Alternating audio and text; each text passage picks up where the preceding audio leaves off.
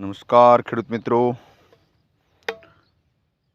જો મિત્રો, આપણે થોડાક દિવસ પહેલાં એક વિડીયો મૂક્યો હતો કે જે જીરાના પાકની તૈયારી માટે આપણે ટ્રાયકોડર્મા વીરડી જે ખેતરમાં નાખ્યું હતું એને આજે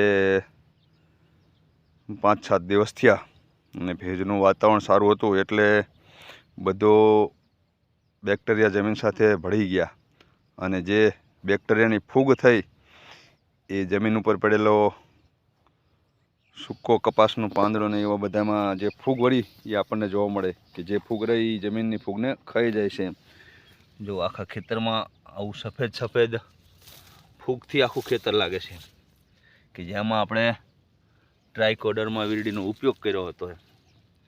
આ ફૂગ રહી આમ 10-15 દિવસ પડી રહે છે એટલે જમીનમાં જે કંઈ ફૂગ છે એ બધી ખાઈ જશે। આ ટ્રાયકોડર્મા વીરડીની ફૂગનો ઉપદ્રવ છે। એ એક બેક્ટેરિયા જ આવે ફૂગ નામના, અને એ ફૂગ રહી એ આ જમીનમાં જે પાક નુકસાન કરે